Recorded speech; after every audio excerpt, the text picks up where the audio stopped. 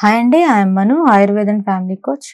ఈరోజు మీకు HSV herpes simplex virus గురించి మనం మాట్లాడుకుందాం. సో ఈ హెర్పిస్ అనే ఈ డిసీజ్ మనం 100లో 40-50% మందిలో మనం పీపుల్స్లో ఈ డిసీజ్ గురించి మనం చూస్తున్నాము. అసలు ఈ హెర్పిస్ ఎందుకు వస్తుంది అండ్ ఈ హెర్పిస్ వస్తే ఎటువంటి సిమ్టమ్స్ ఉంటాయి, మరి దీనిని మనం పూర్తిగా క్యూర్ చేసుకోగలమా, ఇది భయంకరమైన వ్యాధ అని కొంతమందికి చాలా డౌట్స్ అనేది ఉన్నాయి. అయితే ఈ హెర్పిస్ అనేది మనకి అన్ప్రొటెక్టెడ్ ఇంటర్ కోర్సెస్ వల్ల ఒకటి వస్తుంది. అంటే నెంబర్ ఆఫ్ పీపుల్స్తో మనకి ఎవరికైతే సెక్షువల్ కాంటాక్ట్స్ ఉంటాయో వాళ్ళకి ఈ హెర్పిస్ డిసీజ్ వచ్చే ఛాన్స్ అనేది ఉంది ఒకటి. అండ్ సెకండ్ వన్ వచ్చేసి ఓరల్ సెక్స్ చేసినా ఇది వచ్చే ఛాన్స్ అనేది ఉంటుంది.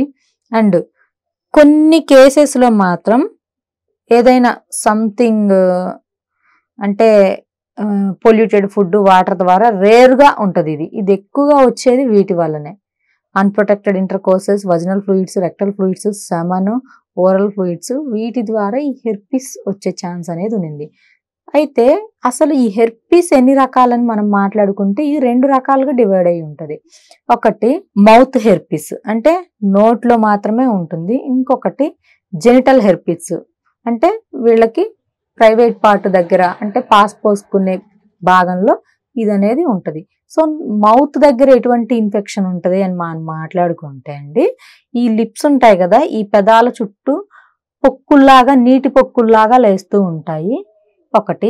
అండ్ కొంతమందికి నాలుక చుట్టూరు, దవడల చుట్టూరు కూడా ఉంటాయి ఒకటి. అండ్ కొంతమందికి చూసుకుంటే ఇక్కడ గొంతు మొత్తం కూడా ఇన్ఫెక్షన్ అయిపోయి వీళ్ళకి ఏదైనా ఫుడ్ తీసుకునేటప్పుడు మింగేటప్పుడు ఇబ్బందికరంగా ఉండడం, మింగడానికి నొప్పిగా ఉండడం, ఇలా ఉంటుంది. ఇదొకటి. మరి కొంతమందిని చూసుకుంటే ఎక్కడైతే యూరిన్ పోసుకుంటారో పాస్ పోసుకునే దగ్గర ఆ చుట్టూరు నీటి గుల్లల్లాగా లేవడం, ర్యాషెస్ లాగా లేవడం, దురద రావడం, ఇలా ఉంటుంది. సో ఇది ఒక స్టేజ్లో. ఇది ఇంకా సివియర్ స్టేజ్లోకి వెళ్ళారనుకోండి, స్కిన్ పైన ర్యాషెస్ లాగా రావడం, నిద్ర లేకుండా ఉండడం, కళ్ళు రెడ్గా ఉండడం, ఐస్ అనేది రెడిష్గా రావడం, కంటి నుండి నీరు రావడం, అండ్ తలనొప్పి ఎక్కువగా రావడం, కొన్ని రోజుల తర్వాత ఇలానే వీళ్ళు ఏదో నార్మల్ ట్యాబ్లెట్ వేసుకొని టెంపరీ రిలీఫ్ లైఫ్ను లీడ్ చేస్తూ కొన్ని రోజులు, కొన్ని సంవత్సరాల తర్వాత వీళ్ళకి బాడీలో ఇమ్యూన్ సిస్టమ్ డల్ అయింది అనుకోండి, అంటే వ్యాధి నిరోధక శక్తి తగ్గింది అనుకోండి ఆ పేషెంట్కి, వాళ్ళకి ఏమవుతుంది అంటే లోపల ఆర్గాన్స్ అనేవి డ్యామేజ్ అయ్యే ఛాన్స్ అనేది ఉంటుంది. అంటే శరీరంలో కొన్ని అవయవాలు దెబ్బతినే అవకాశం అనేది ఉంటుంది. సో ఆ అవయవాల్లో ఏంటి అంటే మెయిన్లీ చూసుకుంటే బ్రెయిన్ అండ్ లివర్. సో ఈ రెండిటికి ఎఫెక్ట్ అయ్యే ఛాన్స్ అనేది ఉంటుంది. సో అందుకని ఇటువంటి సెక్షువల్ కాంటాక్ట్ ఉన్నవాళ్ళు కొంచెం లైఫ్ స్టైల్ని చేంజ్ చేసుకోవాలి.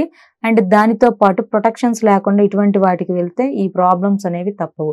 సో ఇది వచ్చిన తరువాత వాళ్ళకి ఉండే పర్సెంట్ని బట్టి మెడికేషన్ అనేది, డైట్ అనేది ఉంటుంది. ఇది రాగానే మనకి ఇది రావడం చిటికలో 1 మినిట్లో పని. ఇటువంటి జబ్బులు వన్స్ వచ్చిన తర్వాత నెలలు, సంవత్సరాలు మెడిసిన్స్ అనేవి తీసుకోవాల్సి ఉంటుంది. సంవత్సరాలు అంటే హెర్పిస్కి అవసరం ఉండదు, ఎందుకంటే ఇది కొంచెం ఫాస్ట్గానే కంట్రోల్ అయ్యే వైరస్. దీనికి భయపడాల్సిన పని లేదు. కానీ ముదిరిపోతే మాత్రం కొంచెం ఎక్కువ రోజులు వాడుకోవాలి. లాంగ్ టైం మెడికేషన్ అనేది మనం వాడుకోవాలి.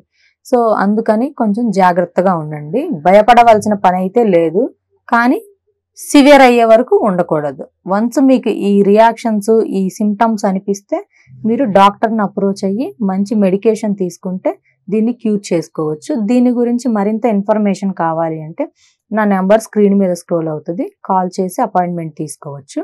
రాగలిగిన వాళ్ళైతే డైరెక్ట్ హైదరాబాద్ సనత్ నగర్లో క్లినిక్ ఉంది, వచ్చి కన్సల్ట్ అవ్వండి. లేదు అనంటే ఆన్లైన్ కన్సల్టేషన్ కూడా మీకు అవైలబుల్గా ఉంది. Thank you.